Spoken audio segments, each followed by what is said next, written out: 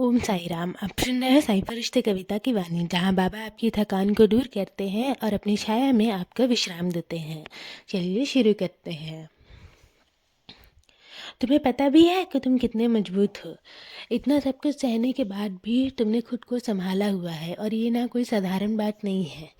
जिस रास्ते पर तुम चल रहे हो वहाँ से कितने लोग हिम्मत हार कर रुक जाते हैं, लेकिन तुम रुके नहीं हो, और यही तुम्हारी सबसे बड़ी ताकत है। याद रखना, जो इंसान हालातों से डर कर भागता नहीं बल्कि उनका सामना करता है ना, वो बहुत आगे जाता है। ऐसे इंसान को कोई भी नकारात्मक शक्ति ना कभी मिटा नहीं सकती। तुम बस इसी तरह विश्वास के साथ आगे बढ़ते रहो। मैं हर कदम में तुम्हारे साथ हूँ।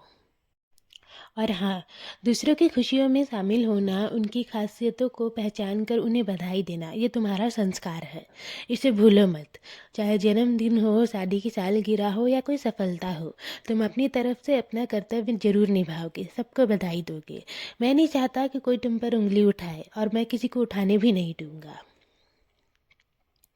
जिस लगन और सच्चाई से तुम मेहनत कर रहे हो ना मेरे बच्चे, उससे मैं बहुत प्रसन्न हूँ, और मैं तुम्हें आशीर्वाद देता हूँ कि तुम अपने जीवन में वह सब कुछ जरूर प्राप्त करोगी जिसकी तुम सच्चे मन से कामना करते हो। और हाँ, जो तुम कभी दूसरों को देखकर सोचते हो ना कि मेरे पास कब आएगा, तो सुन लो, अब वो समय आ रहा है। तुम्हारी मेहनत की कमाई से तुम्हारे जीवन में सुख, समृद्धि, सोना चांदी और स्थिरता आने वाली है, और ये टिकेगी। विश्वास रखो, मैं तुम्हारे साथ हूँ।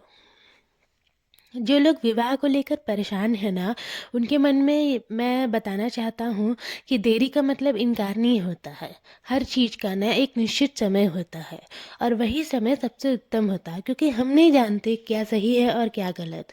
तुम मुझसे रोज़ पूछते हो ना कि बाबा सबकी शादी हो गई, मेरी क्यों नहीं हुई।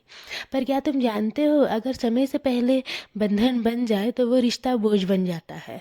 मैं देरी इसलिए कर रहा हूँ क्योंकि तुम्हारे लिए सही व्यक्ति, सही सोच और सही परिस्थितियाँ तैयार कर रहा हूँ। जो रिश्ते मैं तुम्हारे भाग्य में लिखता हूँ ना मेरे बच्चे, वो सिर्फ समाज के लिए नहीं, तुम्हारी आत्मा की शांति के लिए भी होता है।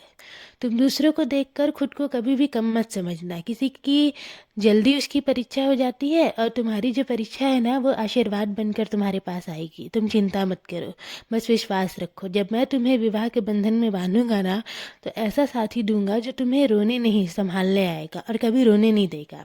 विश्वास रखो, मैं देर नहीं करता।